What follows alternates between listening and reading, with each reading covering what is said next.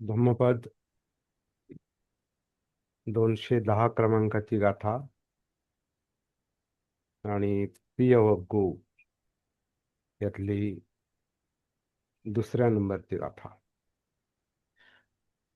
मा पियेहि समागच्छि अप्येहि कुदाचनं पियानं अदस्सनं दुःखं अप्यानं च दस्सनं.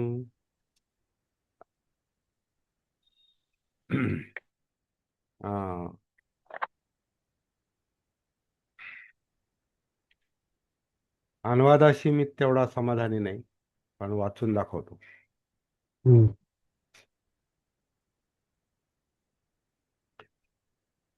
प्रिय गोष्टींचा संग करू नका, असा अर्थ नाही होऊ शकत, पण तसा अनुवाद केलाय. प्रिय गोष्टींचा संग करू नका आणि अप्रियांचा पण कधी करू नका. ना कधी अप्रियांचा, ते हिंदीचं मराठीत केल्यामुळे ते ना कधी अप्रियांचा पण, न कभी अप्रियों का भी, असा ते मूळ शब्द असतील भदंतारण कौशल्य यांचे. त्यांनी ते असाच मराठी केला आहे. तर प्रियांचा संग करू नका, अप्रियांचा देखील करू नका. कारण प्रियांचं अदर्शन म्हणजे न दिसणं हे दुःखदायक असतं, आणि अप्रियांचं दर्शन दिसणं हे पण दुःखदायक असतं. म्हणून प्रिय आणि अप्रिय दोन्ही गोष्टींचा दोन्ही गोष्टींची आसक्ती बाळगू नये किंवा दोन्ही गोष्टींमध्ये अडकून पडू नये, असा या शब्दांचा अर्थ आहे.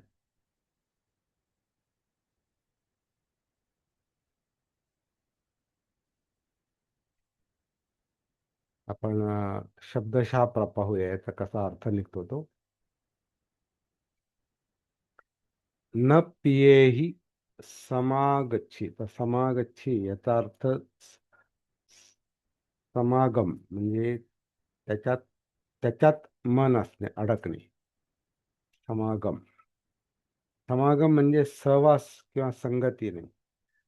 समागम म्हणजे त्याच्यात मन असणे, अडकणे. मा म्हणजे नाही, नको. आणि प्रिय ही म्हणजे प्रियांचा. तर ज्या ज्या गोष्टी प्रिय आहेत त्यांच्याशी समागम म्हणजे त्यांच्यात मन अडकणं दुःखदायक आहे. आणि जे प्रिय नाही त्याच्यातही मन अडकणं दुःखदायक आहे. म्हणजे जे प्रिय असतं ते पाहिजे असतं, अप्रिय असतं ते नको असतं, आणि दोन्हीतही मन अडकलेलं असतं, दोन्हीतही समागम होतो, दोन्हीतही चित्त अडकलेलं असतं. कारण म्हणजे याला आपण लोभ आणि द्वेष म्हणतो. पाहिजे आणि नको, लोभ आणि द्वेष, अतिरिक्त अतिरिक्त अडकणं. आता समागम म्हणजे अतिरिक्त अडकणं आहे, म्हणजे तृष्णा आहे ते. आणि तृष्णेचं कारण त्याचं स्वरूप माहिती नाही, अविद्या आहे, अज्ञान आहे. ज्याच्यात अडकतो त्याचं स्वरूप माहिती नाही, त्याच्याविषयीची अविद्या आहे, अज्ञान आहे, अबोध अवस्था आहे. प्रिय काय आणि अप्रिय काय याच्यात मन का अडकतं, तर हा चिंतनाचा विषय आहे. का अडकतं?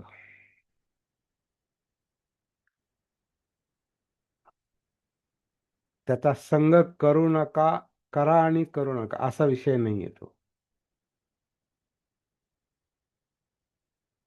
आपण सहवासात असून सुद्धा, संगतीत असून सुद्धा, प्रिय असो की अप्रिय असो, आवडती गोष्ट असो की नावडती गोष्ट असो, आवडत्या व्यक्ती असोत, वस्तू असोत, आवडते विषय असोत, आवडत्या आवडत्या मेमरी असोत, जे आपल्या ज्या स्मरणातल्या ज्या प्रिय गोष्टी आहेत आणि अप्रिय गोष्टी आहेत, तर त्या सगळ्या सगळ्या मनात आहेत. तर मन समागम करतं म्हणजे मनात आहे. मन अडकतं म्हणजे ते मनात आहे. ते प्रत्यक्षात असो नाही तर नसो, मन त्याच्यात अडकलेलं आहे. त्याचा सहवास असो किंवा नसो, संगत असो किंवा नसो, प्रिय आणि अप्रिय. मन जर त्यात अडकलेलं असेल, तर ते मनात आहे. ते प्रत्यक्षात असो नाही तर नसो, असा हा विषय आहे.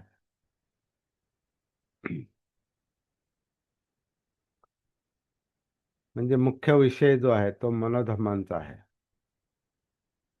मनात काय आहे? उंबऱ्याच्या आत काय आहे? उंबऱ्याच्या बाहेर काही असू द्या. उंबऱ्याच्या बाहेर विषय आहेत. म्हणजे मनाच्या उंबऱ्याच्या बाहेर मनाचे विषय आहेत. आणि मन म्हणजे चित्तपणा. कारण मन, चित्त ह्या आणि जाणीवा हे तिन्ही तिन्ही मिळून एकच आहे. नाम एकच आहे. मन, चित्त आणि वेदना, जाणीवा हे तिन्ही एकाच गोष्टीच्या तीन काय म्हणू,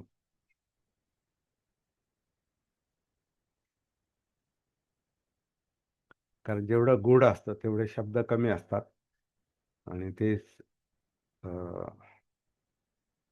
अव्यक्त आहे. जसं शरीर व्यक्त आहे, दिसतंय आपल्याला. शरीर व्यक्त आहे. त्यामुळे आपण पटकन हां, शरीर म्हणजे हे असं, शरीर तसं, शरीर, नाक, कान, डोळे, त्वचा, डोकं, खांदे, अमकं-तमकं सगळे सगळे शब्द आपण त्याला धरून बोलू शकतो आणि पटपट बोलू शकतो. आणि हे उंबऱ्याच्या बाहेरचं आहे परत. म्हणजे मन ज्याच्यात आहे, ती कायात आहे, ते शरीरच आहे.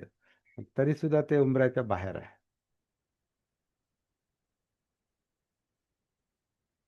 पण डिस्कनेक्टेड नाही. कारण उंबरा हा जो शब्द आहे, थ्रेशोल्ड, उंबरठा हा जो शब्द आहे, हा आत आणि बाहेर यांना जोडणारा शब्द आहे. उंबरठा हा घराच्या आतल्या गोष्टी आणि बाहेरच्या गोष्टी यांना जोडणारा आहे. ती मर्यादा आहे. ते मार्किंग आहे.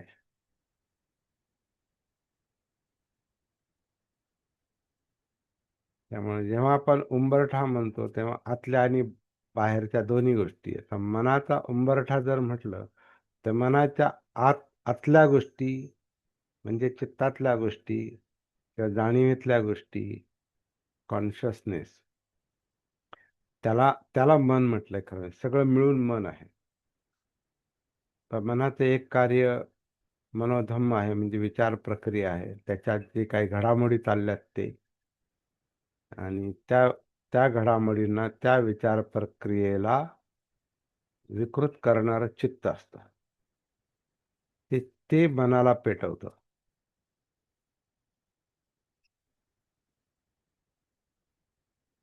आणि त्याच्यात हे प्रिय अप्रिय आहे. त्यानुसार विचार प्रक्रिया सक्रिय राहते किंवा अतिसक्रिय होते. पण कारण हे चित्तच असतंय आणि तो मनाचाच भाग आहे.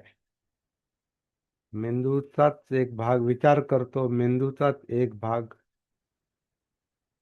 अं, चित्ताशी म्हणजे भावनांशी जोडलेला असतो. विचार आणि भावना आपल्या सोप्या भाषेत.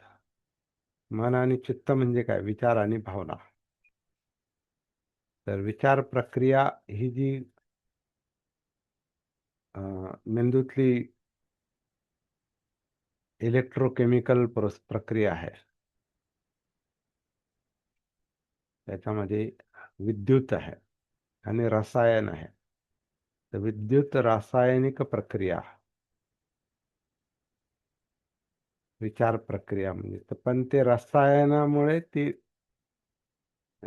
रसायन विद्युत यांची प्रक्रिया आता ते शास्त्र त्याचं शास्त्र कसं त्याच्यात जाण्यापेक्षा आपल्याला अनुभव काय येतो त्याचा म्हणजे ते काय जाणवतं कारण जाणीवांचा अभ्यास आहे हा सगळा जाणीवांचा म्हणजे वेदनांचा अभ्यास आहे.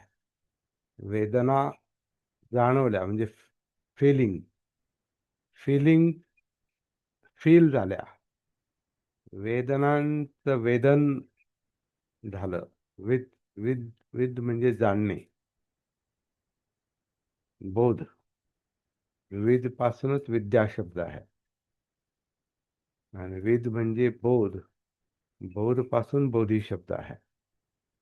तर विद जाणणे जाणण्याची प्रक्रिया हा सगळ्या ज्ञानाचा अं, किंवा ज्ञानाच्या बोधाचा तो ते माध्यम आहे. तो मार्ग आहे. विद्या हा अं, वेदना फिलिंग जाणीवा हा बोधाचा मार्ग आहे. तर वेदनांमुळे जाणणं होतं आणि जाणण्यामुळे बोध होतो.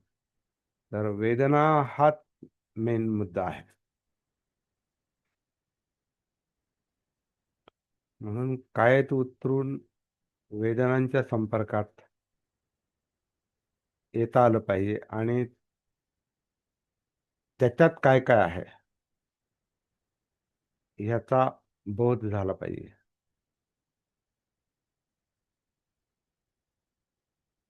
जाणीवांची जाण आली पाहिजे.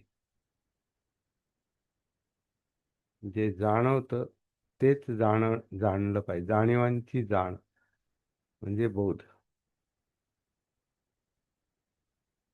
आणि जाणीवांची जाण ही सतीमुळे होते जागृतीमुळे होते. त्याचं भान अंतर्भान पाहिजे आणि या सगळ्या गोष्टी उंबऱ्याच्या आत आहेत. म्हणजे मनाच्या चित्ताच्या जाणीवांच्या उंबऱ्याच्या आतल्या गोष्टी आणि ज्यांच्याविषयी जाणीव आहेत त्या उंबऱ्याच्या बाहेरच्या गोष्टी. पण हे असं दृश्य गोष्ट नाही, व्यक्त नाही, ती अव्यक्त आहे पण जाणवते.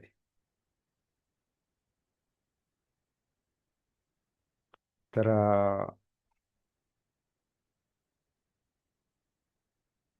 सती जी आहे ही आणि सती पठाण सती जे आहे ते व्यक्त कडून अव्यक्तकडे जाते.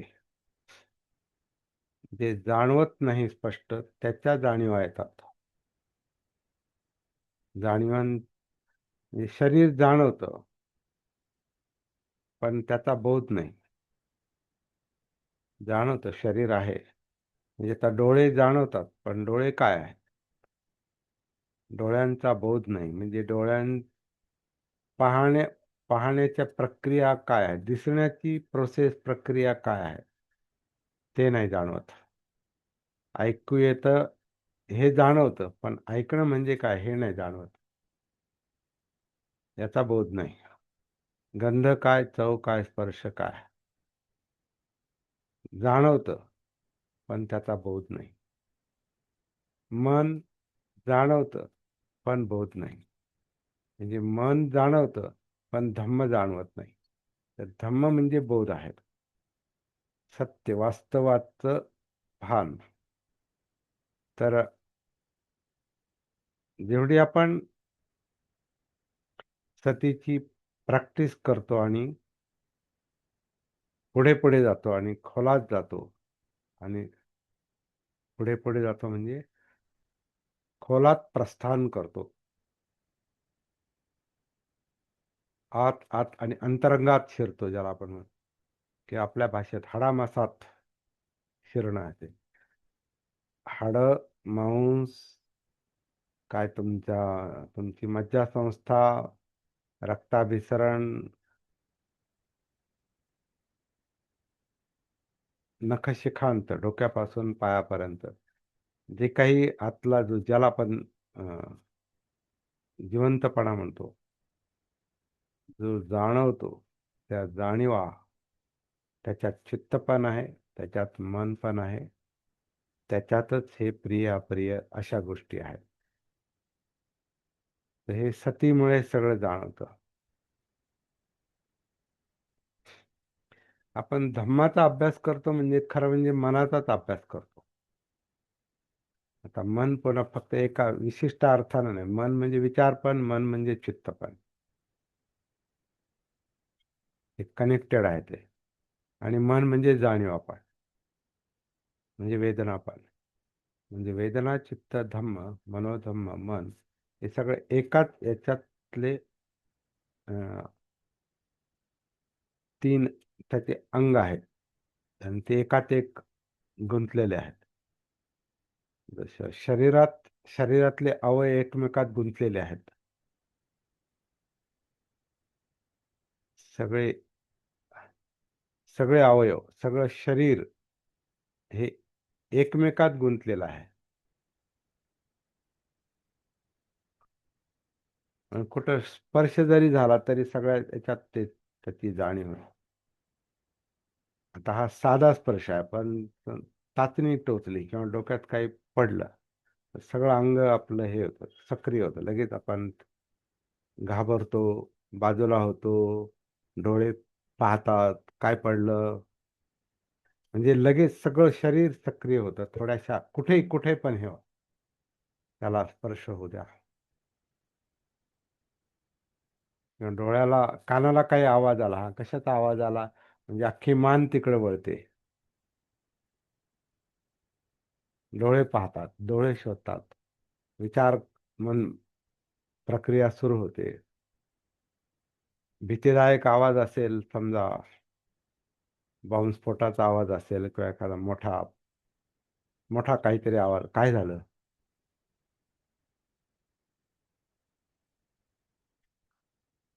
एखादी धडक झाली आणि ऐकायला आली, काय झालं, तर आपण सगळं सगळं शरीर त्याच्यात लगेच त्या एका आवाजामुळे त्याच्यात असं ते सगळं इंटरकनेक्टेड आहे. सगळं एकमेकांमध्ये गुंतलेलं आहे. जसं मन, चित्त म्हणजे विचार, भावना म्हणजे चित्त, जाणीवा एकमेकांमध्ये गुंतलेले आहेत.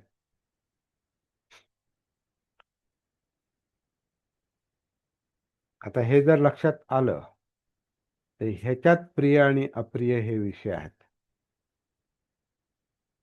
प्रिय आणि अप्रिय बाहेर नाही. उंबऱ्याच्या बाहेर विषय असले तरी त्या जाणीवा आतमध्ये आहेत. प्रिय.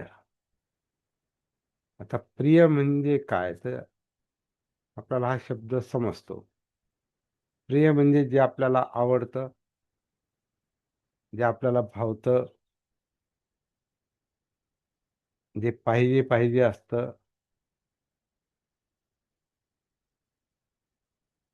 त्याचा सहवास पाहिजे, त्याच्यात रमणं आलं आणि ते फारच प्रिय असेल, फारच पाहिजे असेल तर लोभ आला. अटॅचमेंट पाहिजे, याला समागम म्हटलेलं आहे. याला समागम, याला अडकणं म्हटलेलं आहे. आता हे अडकणं काय आहे, हा समागम काय आहे, हा चित्तात शिरल्याशिवाय कळत नाही. म्हणजे चित्त समजल्याशिवाय, चित्त बोध झाल्याशिवाय चित्त समागम समजत नाही आणि मग त्यानुसार चाललेले विचार समजत नाहीत. तर हा शेवटी सगळा सगळा सगळा सगळा सतीचा विषय आहे. सगळा भानाचा विषय आहे. प्रिय समजलं तर समागम समजतो किंवा समागम जाणवला तर प्रिय समजतो. समागम म्हणजे अडकून पडणं थोडक्यात. प्रिय गोष्टीत पण अडकून पडतो आणि अप्रिय गोष्टीत पण अडकून पडतो. नको म्हणून पण त्याचा विचार करत राहतो आणि पाहिजे म्हणून पण प्रियाचा विचार चालू राहतो. भावना, त्या ग्रंथी, आता इलेक्ट्रोकेमिकल म्हणजे ग्रंथी आहेत, त्याच्यात त्या ग्रंथींचा स्राव आहे म्हणून ते केमिकल आहे. तर ते केमिकल त्या तो करंट सक्रिय करतो जास्त.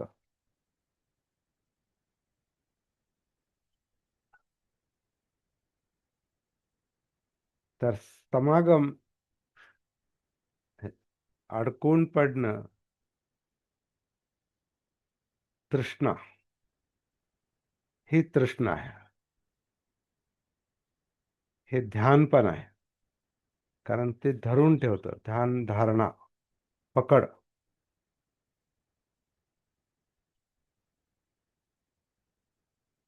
त्याच्यात संस्कार पण आहेत आणि सगळंच आहे.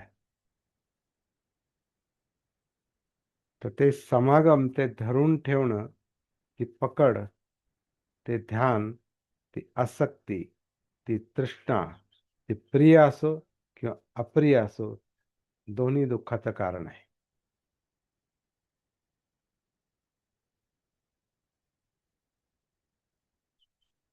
याचा अर्थ सगळ्यांचा संग करायचा नाही आणि कशातच राहायचं नाही. संपर्काशी संबंध नाही हा. हा मनातल्या जाणीवा आहेत त्या. प्रिय अप्रिय ह्या मनातल्या जाणीवा आहेत. त्या वस्तूंच्या, व्यक्तींच्या ते विषय असले तरी त्याच्याशी संबंध नाही त्याचा. माझ्या मनात काय आहे हा माझा विषय आहे, व्यक्तिगत नाही. तर तो जाणीवांचा विषय, तो बोधाचा विषय जो आहे, तो त्या प्रिय अप्रियांच्या, त्याविषयीच्या जाणीवा, वेदना, फिलिंग, सुख-दुःख. तर हे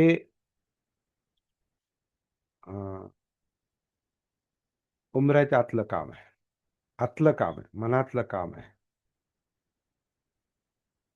म्हणून ते मनात शिरावं लागतं, अंतरंगात शिरावं लागतं. आणि ते शिरण्याचं काम म्हणजे सती आहे.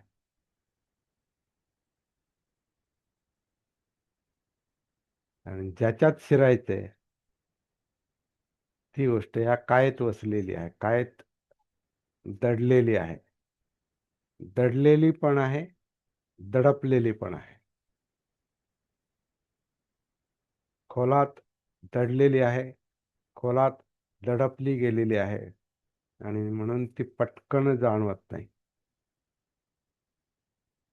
आपलं जीवन आपल्याला एका शब्दात असं मांडता येत नाही. काय आपलं जगणं म्हणजे नेमकं काय, काय चाललंय, काय आहे, एका शब्दात आपल्याला ते सांगता येत नाही, पण एका क्षणात जाणवतं. आणि तो क्षण म्हणजे वर्तमान क्षण आहे. आत्ता, इथंच, जागेवर, ऑन दी स्पॉट. म्हणून सती हा वर्तमानाचाच विषय आहे.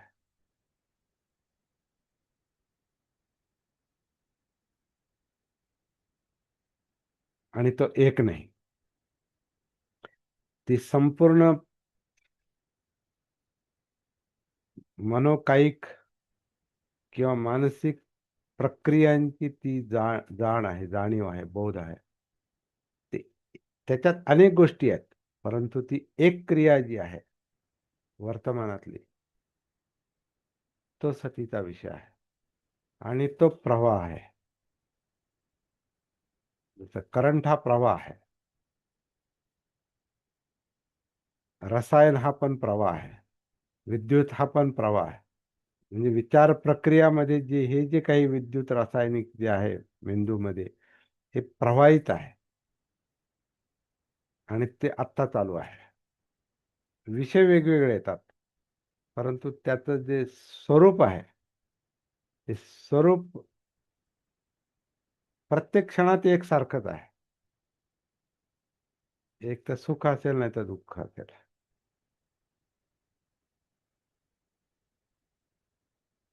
आणि त्यातला दुःख हा प्रॉब्लेम आहे.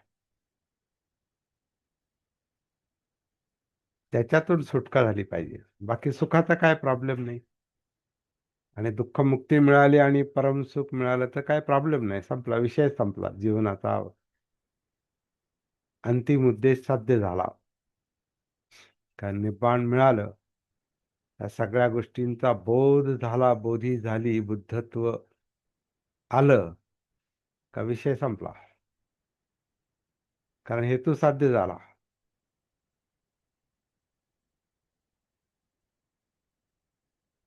त्याला दुःखमुक्ती म्हणा, निब्बाण म्हणा, अरहतपद म्हणा,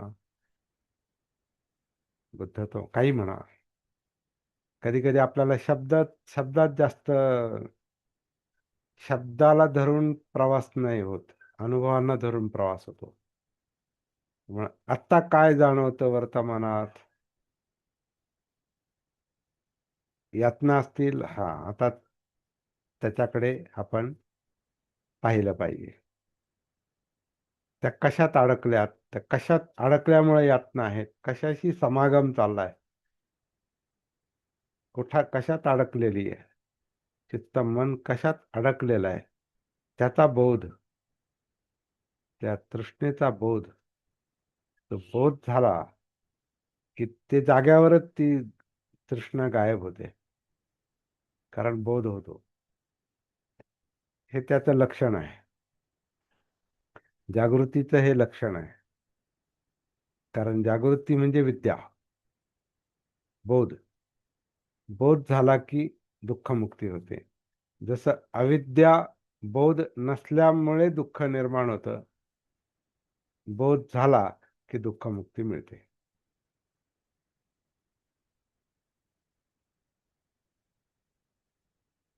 म्हणजे अज्ञानातून, अज्ञातातून, अज्ञात म्हणजे आपल्याला माहिती नाही आपण इथं का आहोत आणि आपलं दुःख का आहे, हे आपल्याला माहिती नाही. पण दुःख जाणवते, यातना जाणवतात, काहीतरी डिस्टर्बन्स जाणवतंय, प्रिय अप्रिय जाणवतंय, कशात तरी अडकलेलं आहे चित्त, मने जाणवतंय. कुठून आलं ते अज्ञात आहे.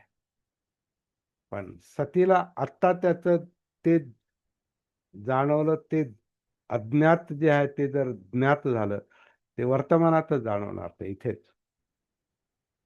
कारण मागे नाही, ते इथंच आहे. त्याचे परिणाम, अज्ञाताचे परिणाम वर्तमानात आहेत. ते ज्ञात झाले की अज्ञातामुळं झालेलं दुःख ज्ञात झाल्यामुळं दुःखमुक्ती मिळते.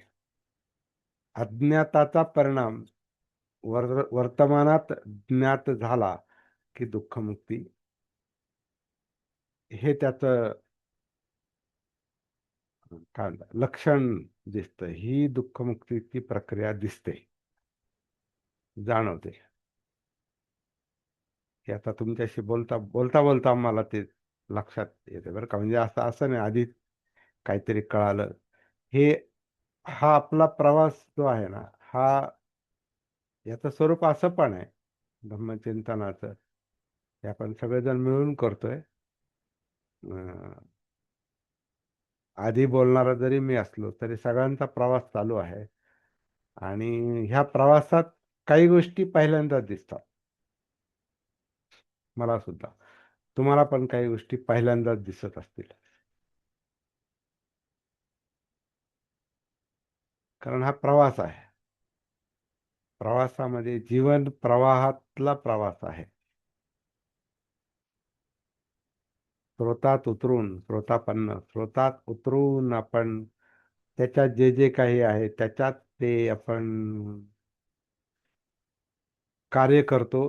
काहीतरी दिसतं, काहीतरी प्रॉब्लेम दिसतात,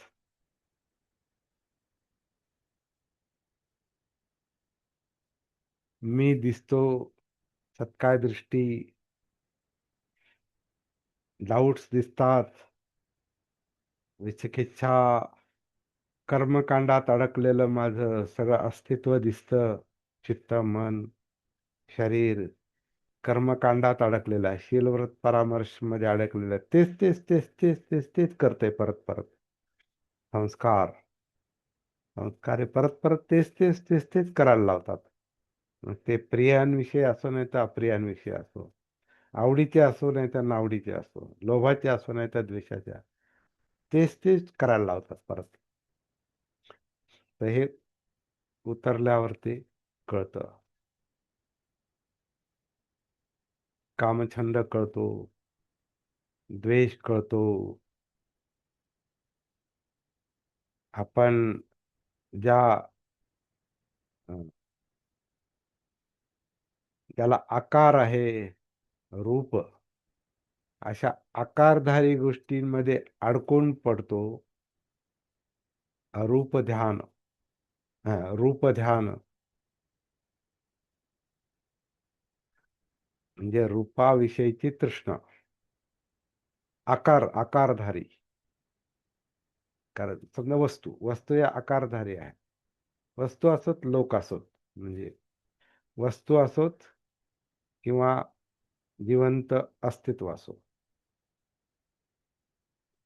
मनुष्य असोत किंवा प्राणी असोत किंवा आवडीच्या वनस्पती असोत, आवडीचं काही जीव जे जिवंत आहे ते, किंवा वस्तू, निर्जीव वस्तू म्हणजे रूप, निर्जीव सजीव व्यक्ती, प्राणी, ज्याला ज्याला आकार आहे ते रूप, त्याच्याविषयीचा त्याच्याविषयीची आसक्ती, रूपराग. जे त्याच्या पलीकडचं आहे, ज्याला आकार नाही पण आसक्ती आहे, तो अरूप राग. अव्यक्त गोष्टी, ज्याला आकार नाही, निराकार आहे पण त्याच्यात आसक्ती आहे. मग त्याच्यात हा प्रिय अप्रियचा विषय हा निराकार आहे. प्रिय गोष्टी अप्रिय गोष्टी बाहेर असतील, परंतु त्याचा जो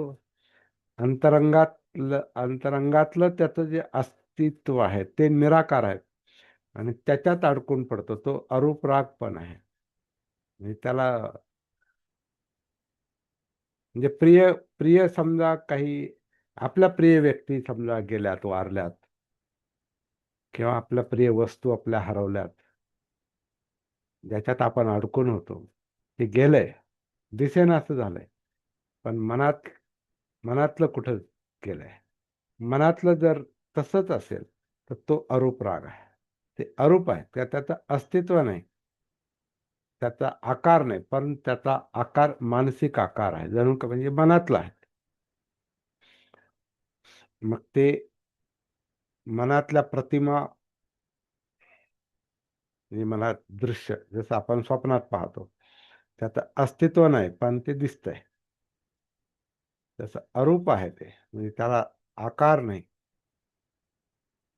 पण मनानं धरलेला आहे.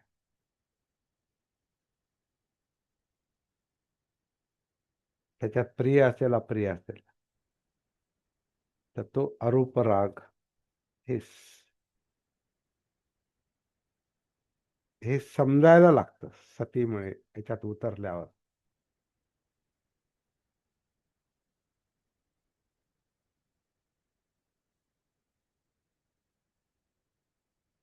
आपल्यातला उद्धटपणा कळतो, राटपणा कळतो, रांगडेपणा कळतो, क्रूरता कळते, रांगडेपणा कळतो, अहंकार कळतो, अहंकार कळतो, दिसतो.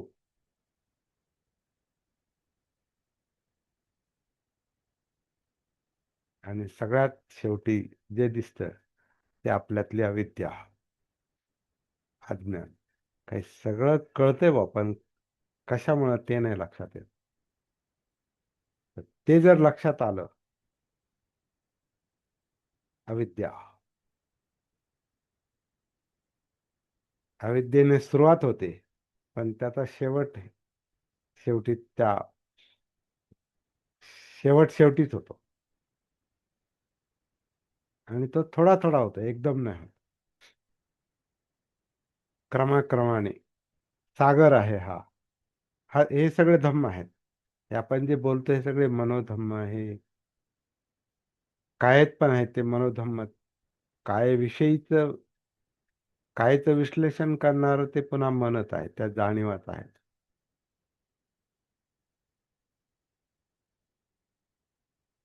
तर हे हे सगळे धम्म, या धम्मात आपण उतरतो. मग त्याचं जे काही एक एक करून आपल्याला ज्याचा बोध होतो, तो बोध झाला, तो पूर्ण बोध झाला की मग तिथे अविद्येचा शेवट आहे, अज्ञानाचा शेवट आहे. कारण सगळं अस्तित्व जागृतीच्या पातळीखाली आलेलं आहे आणि सगळा अस्तित्वाचा बोध झालेला आहे. अस्तित्वाचं सत्य दर्शन झालेलं आहे. त्याला म्हणतात सम्यक दृष्टी. म्हणजे सम्यक दृष्टी शेवटी येते. सम्यक दृष्टी आधी येऊ शकत नाही. उतरल्याशिवाय, सतीने उतरल्याशिवाय ती येत नाही. ती थोडी थोडी थोडी थोडी येत जाते आणि मग शेवटी ती सम्यक म्हणजे परिपूर्ण, ती संतुलित बनते. संपूर्ण जागृती म्हणजे संपूर्ण समज. परिपूर्ण म्हणता येईल त्याला, परंतु परिपूर्ण म्हणजे मर्यादित नाही, कारण इथं काही सीमा नाही. म्हणून परिपूर्ण हा सम्यकचा अर्थ होऊ शकत नाही. कारण परिपूर्ण म्हटलं की मग त्याला सीमा आली, हा हे परिपूर्ण झालं नाही. कारण हे मुक्तीला सीमा नाही. मुक्तीला सीमा नाही, तर मुक्त दृष्टी आहे ती. कारण ती कशात अडकून नाही. ती मी मध्ये अडकून नाही, सत्काय दृष्टीत अडकून नाही, विचिकित्सेत अडकून नाही, शिरवत परामर्शमध्ये अडकून नाही, कामछंदात अडकून नाही, व्यापार म्हणजे द्वेषात अडकून नाही, रूप रागात अडकून नाही, अरूप रागात अडकून नाही, उद्धटपणात अडकून नाही, मानात अपमानात अडकून नाही, अज्ञानात पण ती अडकून नाही. माझं अज्ञान असं व्यक्तिगत नाही. अज्ञान हे अस्तित्वाचं आहे, ते मनाचं आहे, चित्त माझं नाही. ती पर्सनल गोष्ट नाही, ती नैसर्गिक गोष्ट आहे. अज्ञान हे नैसर्गिक आहे आणि अज्ञानाचा बोध, अज्ञानाचं भान, अज्ञानाविषयीची जाग आणि त्याच्यातून मिळणारं ज्ञान, बोधी, हे पण नैसर्गिक आहे. त्यामुळे ती पर्सनल गोष्ट नाही. म्हणून हे सगळं जे आहे ते धम्म, आणि सगळे धम्म म्हणजे मी नाही. सप्पे धम्मा अनात्ताती, हा निसर्ग आहे.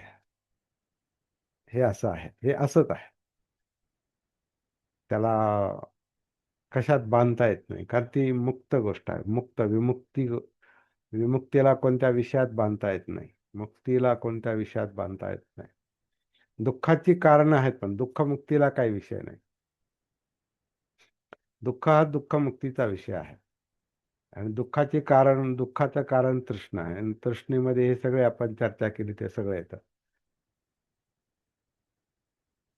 त्याच्याविषयी बाहेर, उंबऱ्याच्या बाहेर असू शकतात, परंतु हे सगळं आत चाललेलं जे आहे, हे 10 बंधनावर आपण थोडीशी चर्चा केली आज. पण 10 बंधनं: काय दृष्टी, विचिकिच्छा, शीलव्रत परामर्श, कामछंद, व्यापार, रूपराग, अरूपराग, मान, औद्धत्य आणि अविद्या. हे सर्वसाधारण आपण पाहिलं. परंतु हे काही शब्द म्हणजे माहिती असं नाही.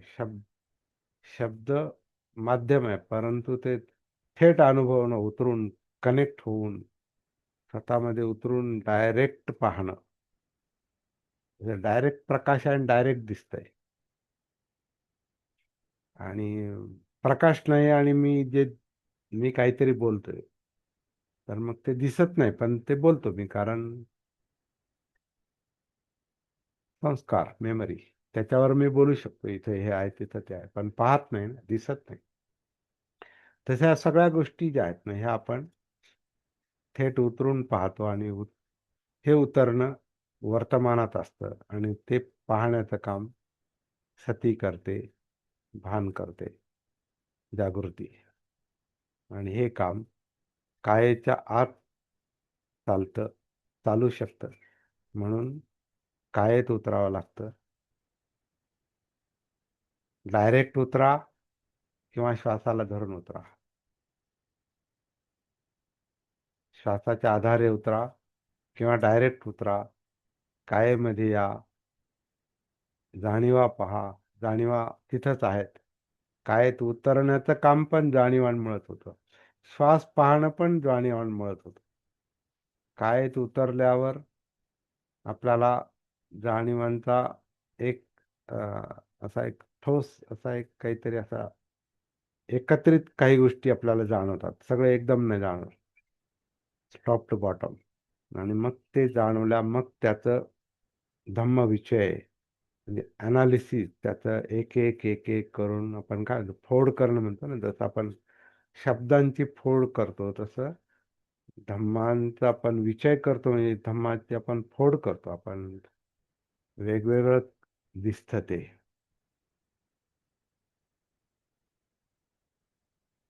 मग जाणीवा, चित्त, विचार प्रक्रिया, मग पाहणं, ऐकणं, गंध, चव, स्पर्श, हे सगळं एकूण. आणि मग ब्रेन मधलं काम, विचार प्रक्रिया, हे सगळं जाणवल्यावर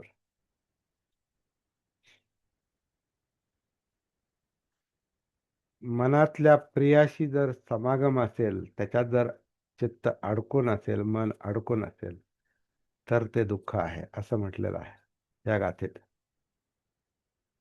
आणि जे अप्रिय आहे, जे आवडत नाही, त्याच्यातही अडकून पडणं दुःख आहे.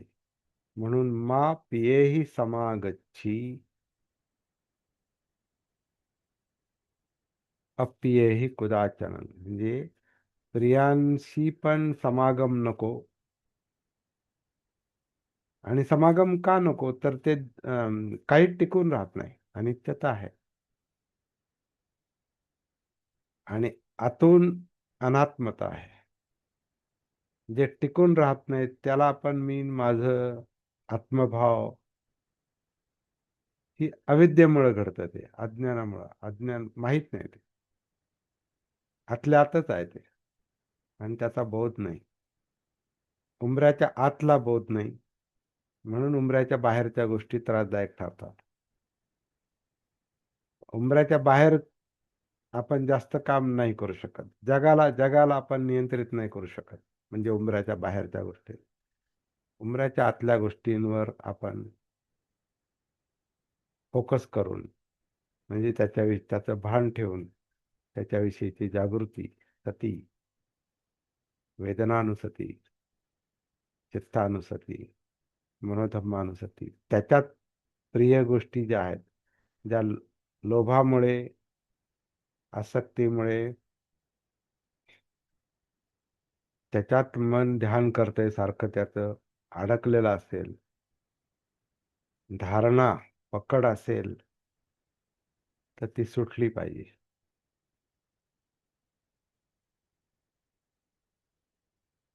तर अडकून पडू नका म्हणून मन अडकायचं सोडत नाही. मनात मनाचा जोपर्यंत बोध होत नाही, मनाला जोपर्यंत बोध होत नाही, मन जोपर्यंत जागं होत नाही, तोपर्यंत ते प्रिय अप्रिय सोडत नाही.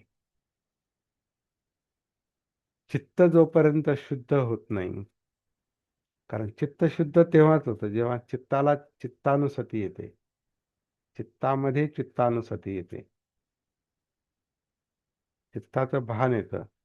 तिथं ते प्रियाला, प्रिय गोष्टींना, वस्तू, लोक, काय असेल ते जे आवडतं, जे लोभाच्या ज्या गोष्टी आहेत, लोभावरचं जे ध्यान आहे, ते जर सतीला, जागृतीला दिसलं, तर तो समागम सुटतो.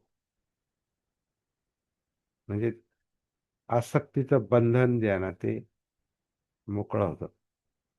त्याच्यामुळे इथं काय खरं म्हणजे प्रत्यक्षात काही सोडण्याचा आणि धरण्याचा मुद्दाच नाही. सगळं सायकोलॉजिकल काम आहे, मानसिक काम आहे, मनातलं काम आहे, उंबऱ्याच्या आतलं काम आहे. त्यामुळे काही धरायचं नाही आणि काही सोडायचं नाही. ते जागेवर काम आहे ते, आणि वर्तमानातलं काम आहे. त्यामुळे हे पिये ही समागच्छी प्रियाशी जर आसक्ती असेल आतून, कमी करा. कारण ते धरून काही उपयोग नाही. त्याच्यातून कधी सुख मिळणार नाही. धरल्यानं दुःखच आहे. तृष्णा ही दुःखच आहे. पकड जी आहे, धारणा जी आहे, पकड पकड ही पकड हे बंधनच आहे. पकड सुटणं मुक्ती आहे.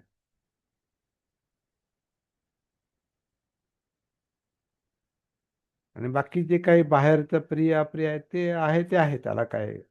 पण मनानं आपण मुक्त असलं पाहिजे. दुःखमुक्ती पाहिजे असेल तर. नसेल त्याचा अजून दुःखमुक्तीचा संकल्पच बनलेला नसेल, तो त्रासच अजून जाणवला नसेल, म्हणजे दुःख सत्य हेच जाणवलं नसेल, वास्तव, जीवन हे असंच आहे, हे वास्तव म्हणजे दुःख बोध नसेल, तर मग दुःखाच्या कारणात उतरायचं कारणच पडत नाही. आणि दुःख बोध जर व्हायचं असेल तर दुःखाच्या संपर्कात जावं लागतं, म्हणजेच वेदनांच्या संपर्कात जावं लागतं. सुख वेदना ह्या पण दुःख वेदनाच आहेत, कारण त्या टिकून राहत नाहीत. सुखात अडकून ह्या प्रिय सुख देतात आणि त्यांचं जाणं दुःख देतं. अप्रिय दुःख देतात, अप्रियांचं जवळ असणं आणखीन दुःख देतं. म्हणून दोन्हींचा समागम हा त्रासदायक आहे. प्रियही समागची अप्रियही कुदाचन. अप्रियांचा समागम तर अजिबात नसावा, तो जास्त त्रासदायक असतो. पण ही बाहेरची गोष्ट नाही, ही आतली गोष्ट आहे. कारण मनानं धरलंय ते. प्रिय मनानं धरलंय, अप्रिय मनानं धरलेलं आहे. ती धारणा आहे, ती पकड आहे, ती तृष्णा आहे, ते ध्यान आहे. बुद्धांनी सगळ्या गोष्टी त्याच्यामुळे सोडून दिल्या असतील, हे नाही का. कुठली गोष्ट धरून नाही, त्याचं त्याचं स्वरूप पाहायचं असेल तर ते अंतरंगातच उतरलं पाहिजे. म्हणून जाग आली, अस्तित्वाची जाग आली, भान आलं, आणि मग ते संपूर्ण जागृत अवस्थेला पोहोचले, दुःखमुक्ती मिळाली. तर ती सगळी उंबऱ्याच्या आतली प्रक्रिया आहे, मनातली प्रक्रिया आहे, मानसिक प्रक्रिया आहे, चित्तातली प्रक्रिया आहे. जाणीवा. तर सरळ अर्थ आहे याचा खरं म्हणजे, प्रियांचा समागम करू नका, अप्रियांचा तर अजिबात नको. कारण पियानं अदस्सनं दुःखं. प्रिय जर दिसले नाही तर दुःख होतं. म्हणून तो संग आतल्या आत, जी गोष्ट आता नाही दिसू शकत, तर नाही दिसणार. म्हणून प्रियानं अदस्सनं दुःखं. प्रिय दिसत नाहीत, प्रिय वस्तू दिसत नाही, प्रिय लोक दिसत नाहीत. गेलेले नातेवाईक प्रिय असतील तर ते परत येत नाहीत. अप्रिय नातेवाईक गेलेले आहेत तर त्यांच्या आठवणीनं परत फक्त दुःखच होईल. म्हणून तेही आता, पण ते आठवणीत जरी ते आपल्याला दिसले, स्वप्नात जरी आले आले तरी आपल्याला त्यांची, अप्रिय नातेवाईकांची, अप्रिय घटनांची, अप्रिय वस्तूंची आपल्याला स्वप्नात पण चीड येते, राग येतो. स्वप्नात पण आदळआपट आपण करू शकतो. म्हणून ते उंबऱ्याच्या आत त्याचं अस्तित्व नको. तीच मुक्ती आहे, तीच चित्त विमुक्ती आहे, चेतो विमुक्ती.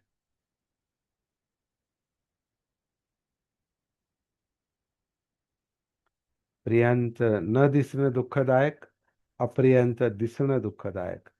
म्हणून प्रियांशी समागम नको, अप्रियांशी नको, आणि तो मनात नको, चित्तात नको.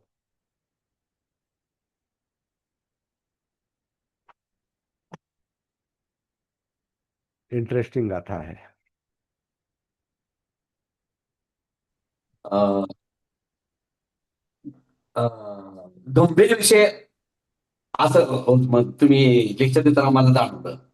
हा गंभीर विषय आपण घेतोय असं मला जाणवलं. हा गंभीरच आहे, धम्म गंभीरच आहे. धम्म हा विषयच गंभीर आहे. तो लाईट विषय नाही तो. आणि आतला आहे परत, उमऱ्याच्या आतला. तो गंभीरच असतात. धम्म गंभीर आहे. सागराचे जे 10 गुण आहेत त्यातला एक गुण आहे. सागर हा गंभीर असतो, महासागर हा गंभीर असतो. तसा धम्म हा गंभीर आहे, त्याला खोली आहे. त्यामुळे आतली आंदोलनं जी असतात ती गंभीर असतात.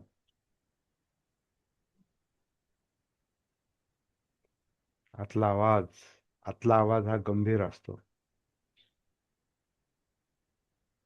हम्म. बोला बोला बोला.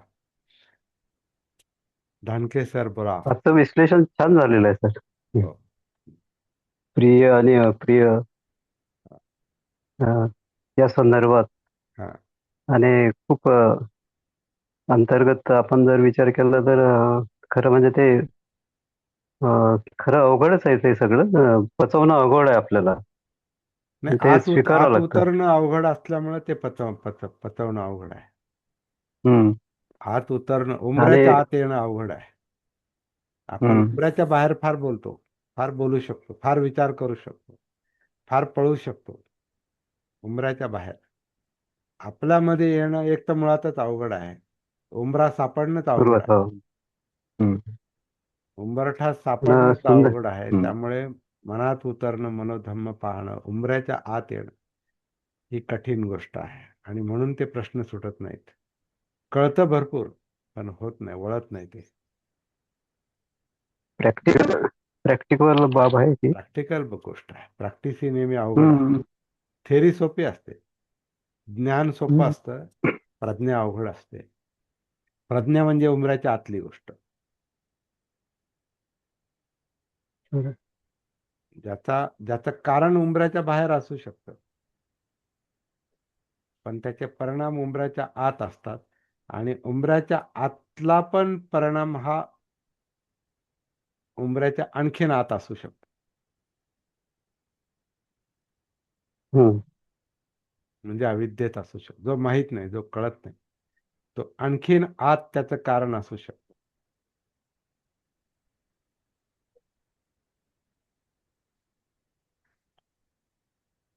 म्हणून पठाण जे आहे, प्रस्थान, हे अनंत आहे. खरंय. हम्म. याला सीमा नाही.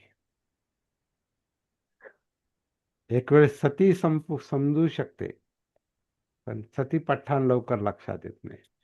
सती समजू शकते, पण संप्रजन्य लवकर समजत नाही. संप्रजन्य म्हणजे या क्षणी जे उदयाला येतंय ते, आणि उद्याच्या या क्षणी काय उदयाला येईल ते, आणि पुढे प्रत्येक वर्तमानात काय उदयाला येईल ते.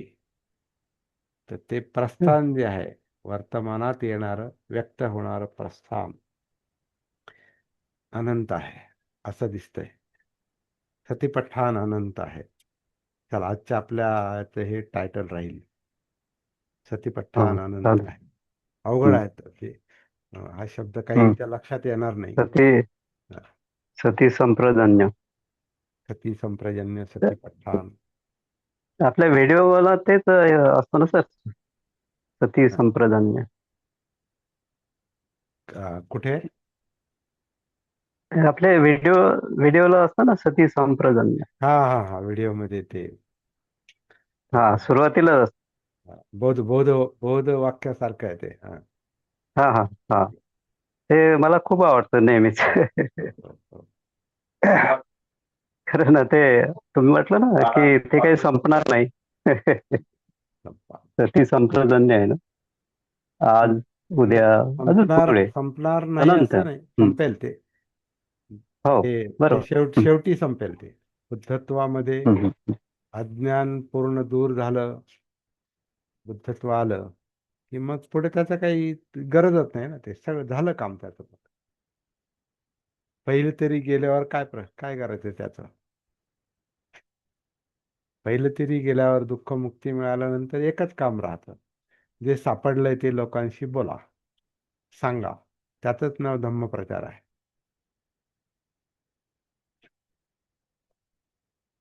धम्मप्रचार म्हणजे प्रवचन नाही. धम्मप्रचार म्हणजे अनुभव सांगणं आहे. आपण कुठपर्यंत प्रवास केला तेवढं सांगायचंय. बाबूजी बोला. 7 दुःखापैकी 2 दुःख आज आपण बघितले. जाती भी दुःख, जाती भी दुःखा, जरा भी दुःखा, व्याधी भी दुःखा, पिये भी दुःखा, अपिये भी दुःखा. पीएम पीएन पिये पियांचा संयोग आणि संयोग, अपियांचा हा वियोग वियोग. नाही, पियांचा पियांचा वियोग. संयोग, हा हा पियांचा वियोग, संयोग, पियांचा वियोग. जन्म, जाती, जरा, मरण, प्रियांचा वियोग, अप्रियांचा संयोग. बरोबर आहे. बरोबर आहे. हे सगळे मनाचे धम्म आहेत. आणि म्हणजे ते जो मनाचे विचार असतात, आपल्या चित्ताचा जो असतो, त्याच्यानुसार आपण म्हणजे ते दुःख, सुख किंवा दुःख हे दोन्ही आपलेच असतात. बरोबर. हम्म.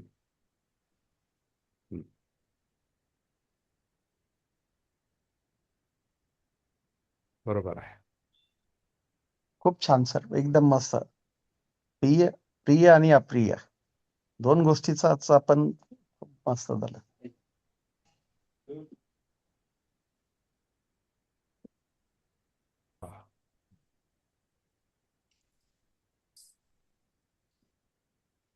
बोला.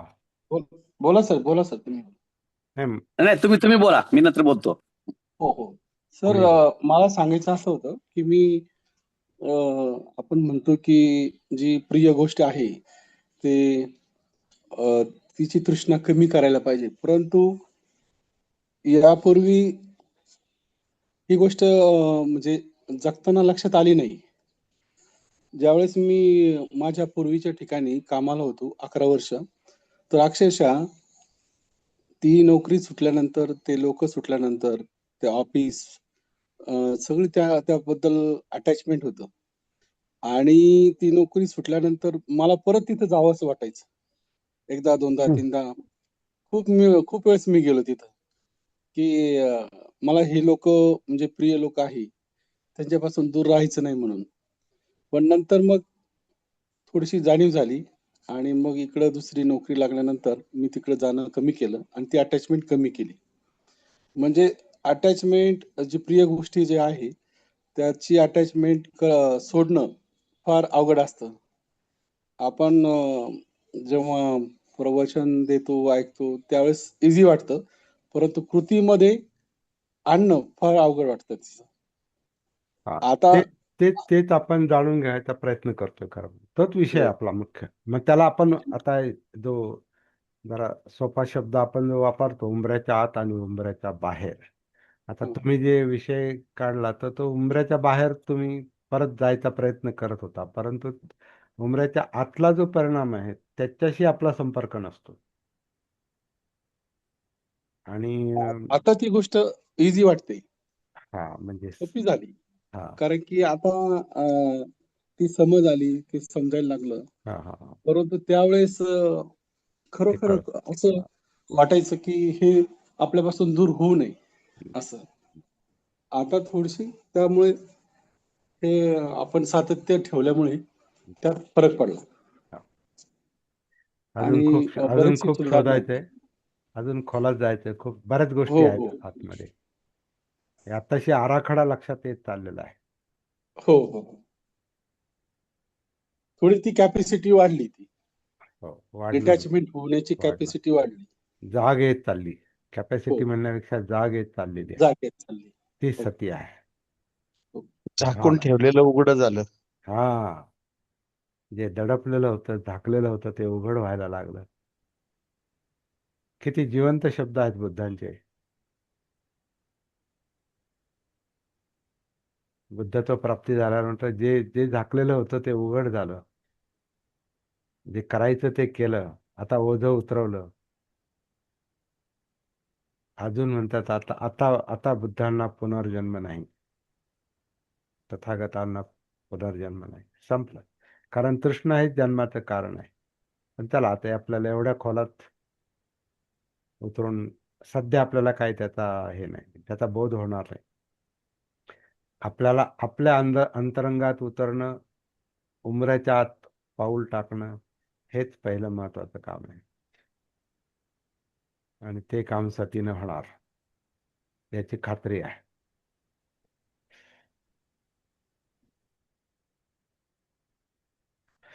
माघाडीजी, अं, जय भीम. जय भीम. माझं 10वी 1983 ला झालं. बर. तर त्यावेळेला आम्हाला विज्ञानामध्ये रसायनशास्त्र, जीवशास्त्र, भौतिकशास्त्र हे वेगवेगळे पेपर होते. हम्म. आणि त्याच्यामध्ये वस्तूचं घनता काढण्यासाठी आम्हाला हवेत वजन, पाण्यात वजन हे सांगायचे शिक्षक आम्हाला. पण ज्यावेळी ऍक्च्युली घनता काढायचा विषय गणित यायचं त्यावेळी मात्र ते गणित अवघड वाटायचं. हम्म. तसं आज धम्म सांगणं सोपं आहे, ऐकणं सोपं आहे, पण समजून घेणं आणि त्याप्रमाणे आचरण करणं हे तितकंच अवघड आहे, याची पण कुठं जाणीव होते. म्हणून मग मी तुम्हाला म्हटलं की तुमचं लेक्चर ऐकताना आम्ही गंभीर झालो होतो, विषय गंभीर होता. ते आता सहजाची आठवलं ते. ओके, बरोबर जय आहे. भीम. पण सापडेल ते सम्यक ऐकणं संकल्प. हा. ऐकणं सर्वात सोपं, हो हो. आचरणात आणणं सर्वात कठीण. ते टप्पे लक्षात आले पाहिजेत. फक्त कठीण म्हणण्यापेक्षा कठीण आहे ते, पण ते कठीण याच्यामुळे आहे की आपण बाहेर जास्त शोधतो. आपण उंबऱ्याच्या बाहेर जास्त शोधतो. सगळ्या घडामोडी आत चाललेल्या आहेत. ज्याला आपण फार सहज सोपे शब्द वापरतो, संस्कार, संस्कार आणि चित्त, मन, म्हणजे परिचित शब्द वापरतो, परंतु हे सगळे आतले शब्द आहेत. आतले शब्द बाहेर दिसणार नाहीत. आतले शब्द आतच जाणवणार, दिसणार म्हणण्यापेक्षा जाणवणार. त्यांचा बोधी ही आतली गोष्ट आहे. धम्म कायेन हा, पश्यति. धम्मं कायेन पश्यति, आतली गोष्ट आहे. पण ते ध्यान नाही. हा एक थोडासा धोक्याचा इशारा मला परत परत द्यावासा वाटतो. कारण आपण एकाच गोष्टीला पकडतो.